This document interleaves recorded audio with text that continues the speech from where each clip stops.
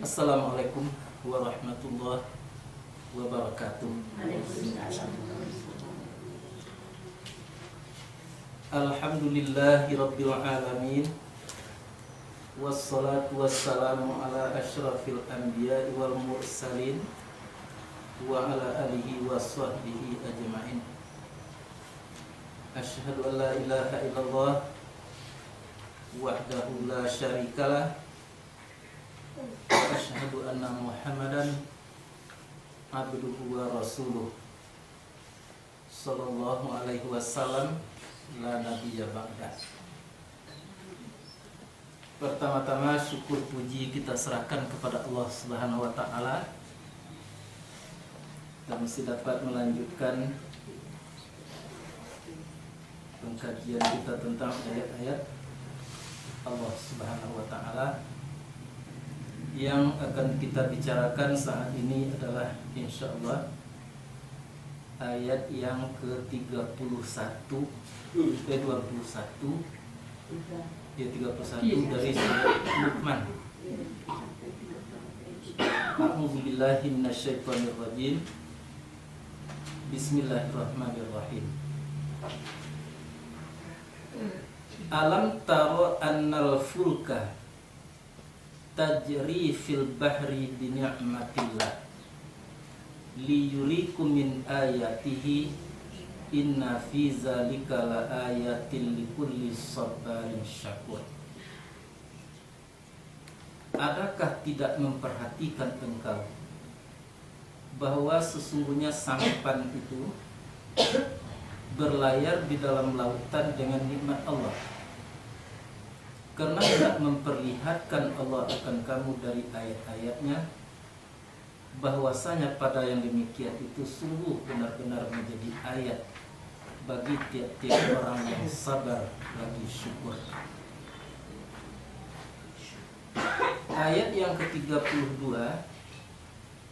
wa iza ghasyiyahum maujun, dan apabila menyelubungi akan mereka ombak seperti gunung, menyeru atau berdoa mereka akan Allah al-Qa'dah ikhlas baginya agama.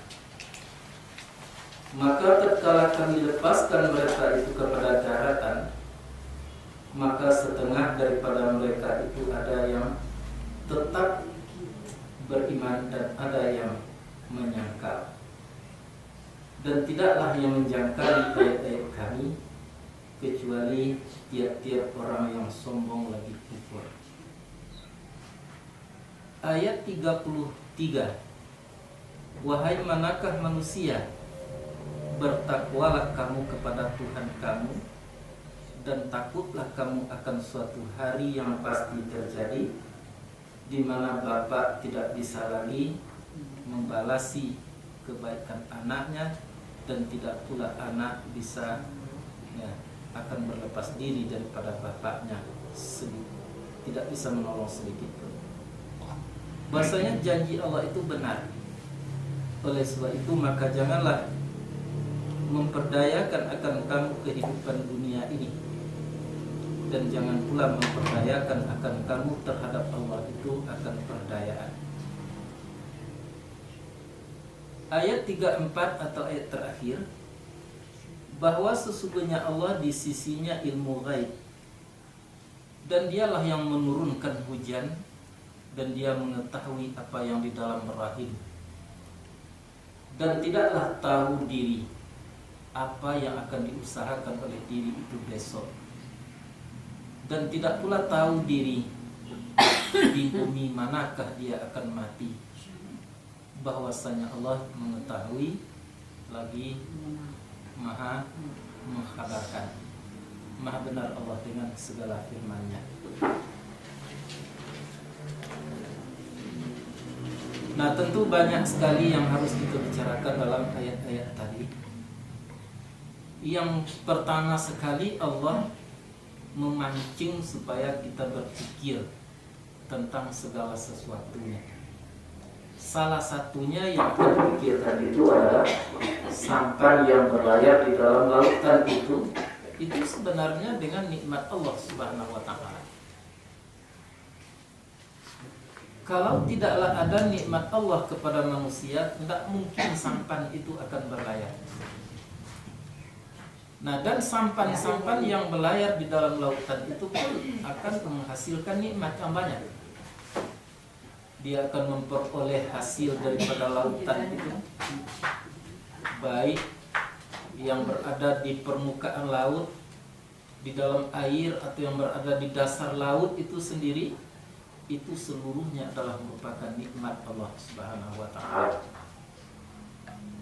Maka diulang oleh Allah, liyuriyakum min ayatihi, karena Allah hendak memperlihatkan sebagian dari tanda-tanda kebesarannya itu, bahwa sesungguhnya yang demikian itu hanya akan menjadi ayat bagi orang-orang yang sabar lagi bersyukur.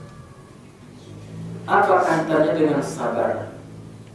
Kita tidak mungkin dengan secepat-cepatnya untuk merasakan keagungan Allah melalui apa yang terjadi. Kita perlu renungan, kita perlu pengkajian, kita perlu penyelidikan, perlu mentadaburi, maka itu perlu kesabaran. Dan kemudian kita perlu husnuzan kepada Allah Subhanahu wa ta'ala. Apapun yang Dia ciptakan di permukaan bumi, sungguhnya itu adalah baik pada hakikatnya. Itulah syukur. Nah, jadi memang banyak manusia itu yang tidak sempat atau yang tidak mau berpikir itu.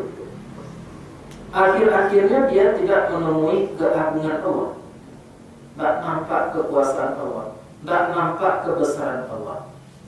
Akibatnya apa? Akibatnya tersandarlah hatinya kepada selain Allah Subhanahu wa ta'ala. Kalau ada kata manusia tidak berhasil melihat, membuktikan keagungan Allah itu melalui ayat-ayat tadi, maka justru otomatis dia akan mengagungkan yang lain. Mengapa? Karena fitrah manusia itu adalah tetap, siapapun manusianya, tetap mengakui bahwa di balik kekuasaan yang lain ada kekuasaan di balik itu. Nah, kalau alam semesta berkuasa, di atas itu ada penguasa. Kalau manusia yang berkuasa, di atas itu ada yang berkuasa. Itu adalah merupakan dorongan daripada fitrah manusia. Bayangkan kalau dia tidak mampu untuk menemui keagungan Allah melalui yang ditunjukkan oleh ayat-ayat itu, nah maka justru dia akan tergeleser untuk mengagungkan yang lain. Di saat itulah manusia akan menumpahkan harapnya kepada selain Allah itu. Di saat itulah kehidupannya akan tersandar kepada selain Allah. Itulah yang dikatakan syirik. Bukan orang syirik tadi orang yang tidak beramal, tetapi amalannya itu tersandar kepada yang lain. Satu hadis bahwa syirik yang paling halus sekali adalah riya. Riya itu adalah menumpangkan di dalam amal selain daripada Allah, khususnya manusia. Dia beramal karena mengharapkan pujian daripada manusia, mengharapkan pembenaran daripada manusia, atau selanjutnya dia tidak mau berbuat karena dia takut kepada manusia. Jadi asal ada manusianya itu di dalam hati, namanya tidak ikhlas, namanya riya. Maka riya itulah ya syirik yang paling halus sekali. Ada ulama yang mengatakan riya itu adalah syirik yang terkecil. Nah, kita tidak mampu mengatakan syirik itu terkecil riya, tetapi syirik yang terhalus memang apa sebab sulit mendeteksinya, payah mengenalinya. Jangankan mengetahui orang lain, mengenali diri kita apakah kita riya atau tidak itu sulit. Saking halusnya rasa syirik itu diakibatkan karena manusia tidak mampu menemui keagungan Allah Subhanahu wa ta'ala melalui ayat-ayatnya sendiri. Nah, jadi maka untuk itu berpikir, bertadabbur, bertafakkur itu adalah suatu hal yang tidak bisa kita pisahkan daripada kehidupan agama kita sendiri. Jadi bagi itu Allah mengajak untuk berpikir alam taro. Taro itu boleh berarti itu melihat kemudian pikirkan. Anu aku dibalik sesuatu tadi yang ada. Nah, itu namanya adalah taro, berpikir. Salah satunya yang akan dijadikan objek pikir itu adalah sampan yang berlayar di dalam lautan.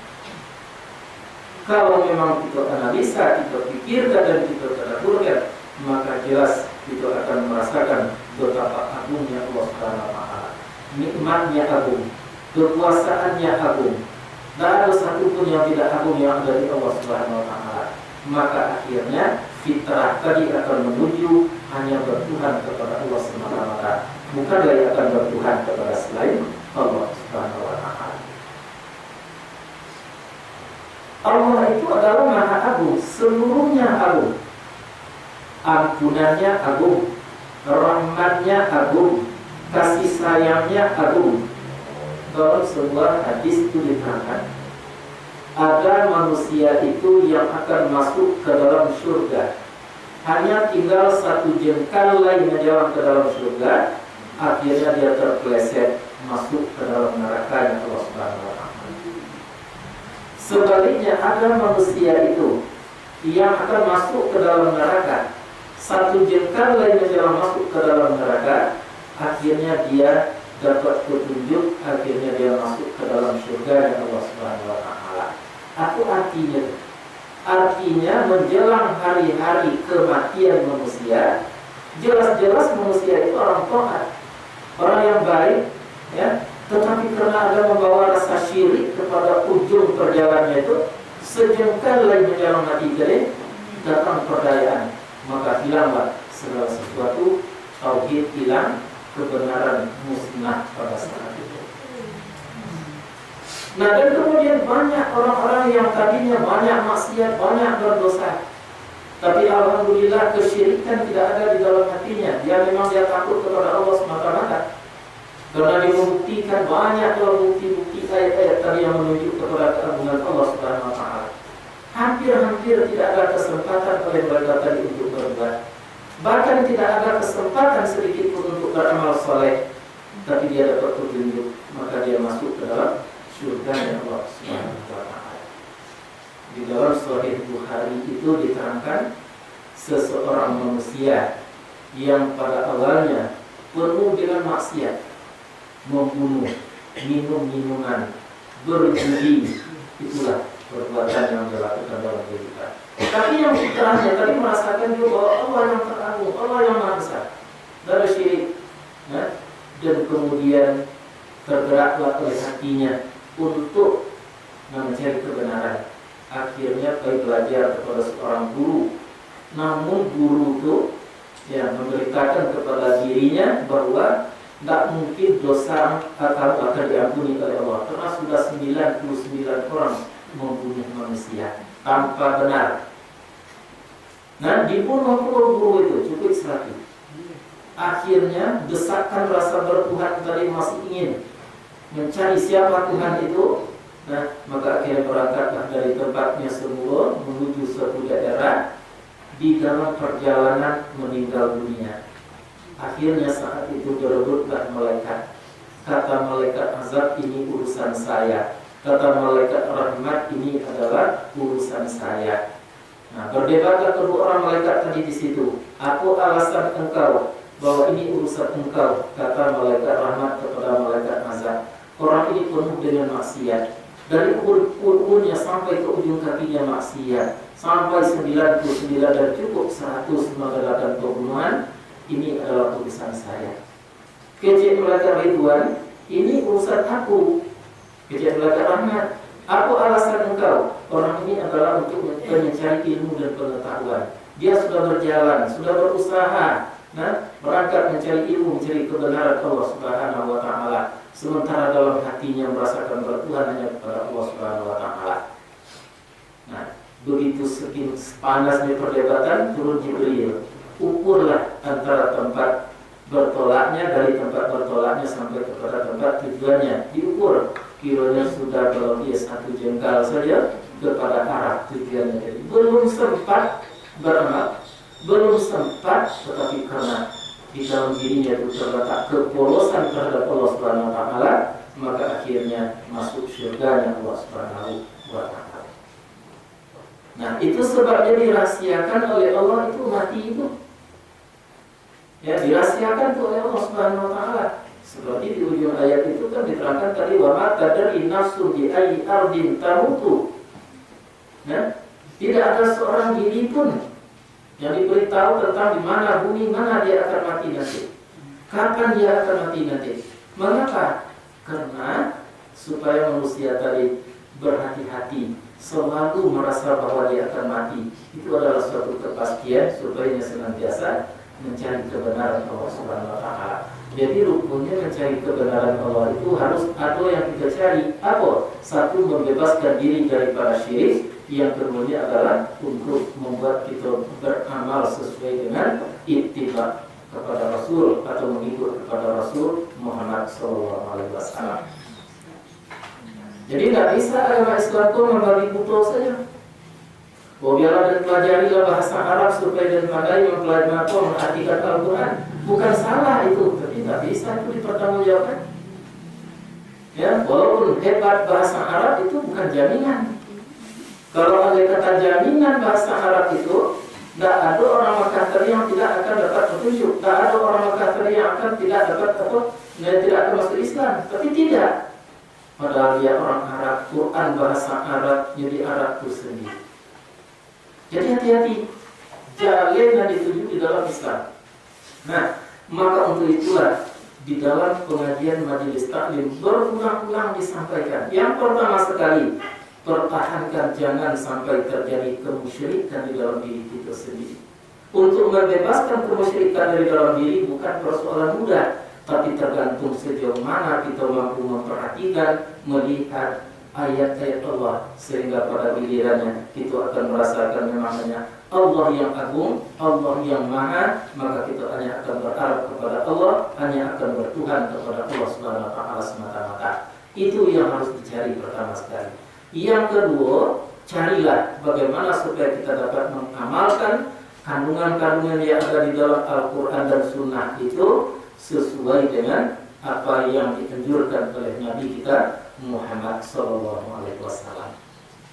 Kalau jale itu yang kita cari di dalam menuntut ilmu, tidak dapat tidak. Sekalipun belum pernah dapat kita amalkan, banyak yang belum dapat kita lakukan.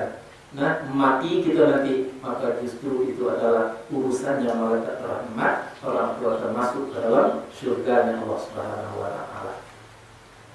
Nah, tapi walaupun tinggi ilmu pengetahuannya, banyak amalan yang dilakukannya, tapi di dalam dirinya bersarang segumpalan daripada syirik, karena dia tidak mampu menemui keagungan Allah melalui ayat-ayatnya, maka sejengkal menjelang mati itu nanti dia akan diperdayakan, akhirnya imannya akan berguguran pada waktu itu, dia akan mati di dalam berdosa kepada Allah, dalam syirik kepada Allah Subhanahu wa taala. Jadi tidak sulit do agama itu, tapi jalih. Kalau lah Quran kita cari di dalam pengajian, nah yang lain-lain baru ngikut. Pelajarilah bahasa, pelajarilah pendapat-pendapat ulama, tapi tujuannya jalih. Ya, itu makanya banyak sekali itu tanpa tujuan sesuatu yang kita lakukan itu salah. Walaupun tujuannya benar baik, tetapi tidak kita usaha, itu juga salah. Tapi ada tujuan yang harus kita capai dan kemudian kita harus berbuat untuk itu. Sekalipun kita tidak sampai kepada yang dituju itu, asal ya kita jalin yang kita tuju, maka Allah Subhanahu wa taala sudah berjanji, wallazina jahadu fina lanahdiyannahum subulana. Orang-orang yang bersungguh-sungguh pada kami akan kami tunjuki jalan kami. Nah, jadi kita harus tahu diri, banyak-banyaklah berpikir, banyak-banyaklah melihat, jalinkan tujuan yang harus didapatkan, dan kemudian tentukan jalan yang harus ditempuh. Tujuan itulah hakikat. Jalan yang harus ditempuh itulah tarikat, dan kemudian kita yang menempuh jalan itulah syariat. Jadi banyak modelnya syariat, tarikat, hakikat. Ya, jadi hujan seperti yang kini bisa kita jadikan sebagai ayat. Ya, dalam ayat tadi diterangkan wa yunazzilu al-ghaitha, dia yang menurunkan hujan. Di mana tempatnya hujan harus diturunkan itu enggak tahu gitu. Nah, setiap hujan yang diturunkan itu bernilai ganda itu. Ada kalanya hujan itu diturunkan bernilai buruk. Ada kalanya hujan itu diturunkan oleh Allah bernilai baik. Yang pada mulanya adalah bernilai baik. Jadi Tuhan menurunkan hujan itu dengan nilai yang baik. Tapi manusialah yang membuat nilai hujan tadi menjadi tidak baik.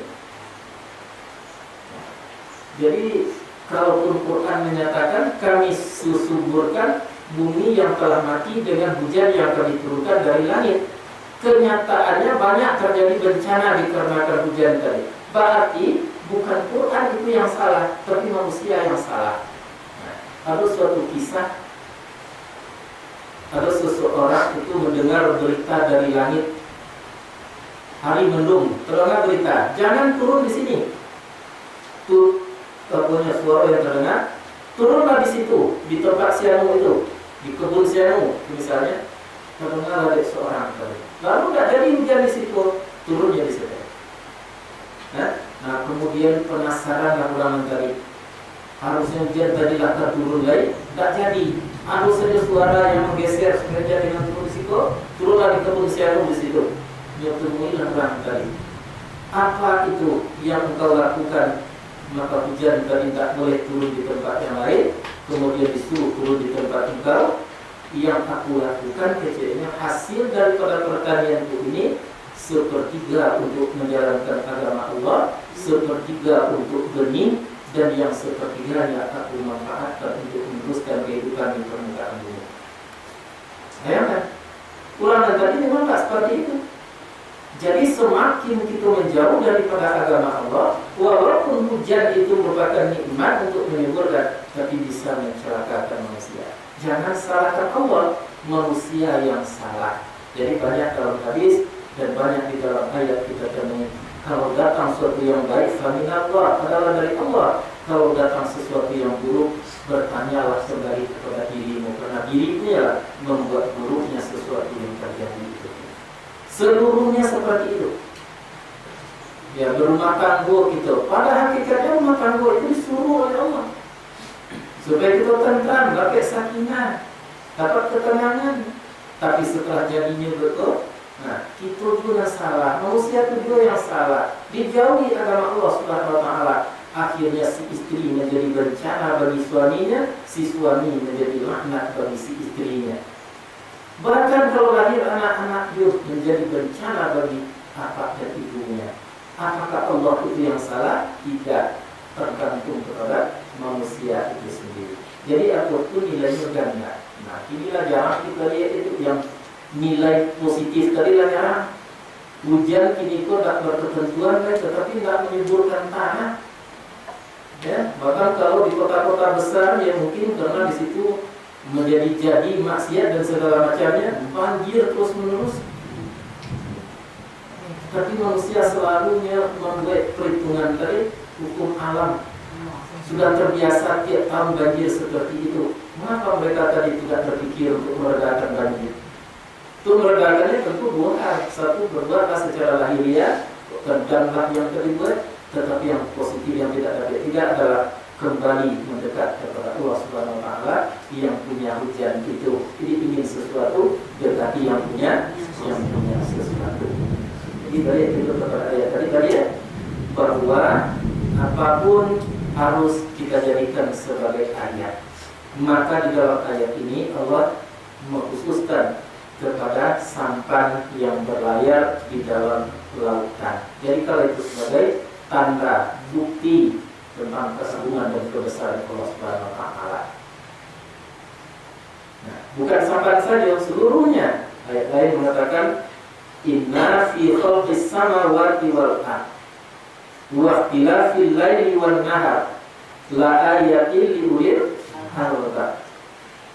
Bahwa sesungguhnya ciptaan langit dan bumi, ada yang tinggal tuh, pergantian siang dan malam, la ayatin, sungguh menjadi bukti menjadi tanda tentang Allah Subhanahu wa taala. Bagi siapa? Li ulil albab, bagi orang yang uli itu isim yang 5 itu. Artinya mempunyai, albab tadi pintu, yang mempunyai pintu. Pintu apa? Pintu hati. Pintu hati itulah yang dikutak-atikkan oleh setan. Ditutupnya pintu hati itu oleh setan. Dengan apa ditutupi? Dengan dunia. Jadi semakin cenderung pikiran kita kepada dunia, kepada materi, semakin menyempit hati. Semakin habis pemikiran hati itu tercurah kepada dunia, semakin tertutup hati. Semakin tertutup hati, semakin tak masuk ke pesan-pesan Tuhan melalui bumi langit tadi. Sehingga tak pernah melihat dengan Allah Subhanahu wa taala. Jadi di dalam ayat banyak sekali itu, la tattakhidhu khutuwatis syaitan, jangan kamu ikut, wala tattabi'u khutuwas syaitan, jangan kamu ikuti langkah-langkah setan. Langkah setan yang pertama apa? Menutup hati dengan dunia. Apabila manusia itu bisa menghindar, bisa tidak tertutup hatinya oleh dunia, di dalam berbuat nanti dia akan dilakukan perdayaan. Bahkan kita bersolat, ditutupnya nanti kita tuh dijadikan dunia. Sehingga kita malih ke sholat, tak mau ke sholat. Kalau sholat berjamaah misalnya, tak mau ada ke sholat berjamaah. Ada saja alasannya. Yang berpokok dunia menutup pintu hati. Azan terdengar tuh, ya, tapi terdengarnya di telinga, tak masuk ke dalam hati karena hati tertutup. Andai kata lain tak terdayu gitu, lain tak bisa kita berhenti, langsung pergi waktu sholat berjamaah. Contoh tadi, di dalam sholat kita pun diganggu, penyerangan setan. Ya, aku yang tidak teringat diberi ingat pada waktu itu. Aku yang tidak mungkin malah kadang-kadang jadi impian di dalam sholat. Begitu langkah-langkah setan tadi. Andai kata pun di dalam sholat itu masih kita mampu melawannya, tak kalah kita katakanlah kalau 100% tak kalahnya tak mungkin. Ya, pasti kalah sekitar ilmu dan dia sekitar. Pilih mana awak, kalau banyak dia tulang dia daripada dia yang lain. Di luar sholat bekalnya gak dulu. Dia hebat ya. Ibu dia tadi. Nah, dia santia. Itu jarang yang menyadari itu. Kecuali orang-orang yang mempunyai, yang mau berpikir, yang mau menganalisa tadi. Jadi ya ulil albab itu diartikan dalam terjemahan nanti orang yang mempunyai akal. Padahal albab itu arti pintu itu. Babun itu pintu. Ya, babun pintu itu. Jadi satu bab di dalam buku itu namanya pintu, satu pintu yang akan masuk kepada suatu pembahasan tertentu. Itu namanya bab. Jadi berapa banyaknya pintu-pintu hati yang sudah tertutup. Jadi sehingga semakin cantik dunia, semakin maju dunia, semakin indah dunia, semakin sulitlah oleh manusia tadi untuk melihat keagungan Allah. Yang melihat apa lain? Yang melihat adalah keagungan dunia itu sendiri, keajaiban dunia itu sendiri, karena memang dunia itulah yang sudah berada di permukaan hatinya. Nah, jadi hati-hati ya di dalam kehidupan, jangan sampai kita tidak mau berpikir, tidak mau merenung. Kalau orang-orang sufi itu sebutir nasi pun yang renungkan itu. Ya, nasi ya, direnungkan itu. Kacang pak nasi, direnungkan ya. Nasi itu adalah berapa banyaknya jasa untuk membuat nasi sampai ke saya sendiri, sehingga tidak mampu untuk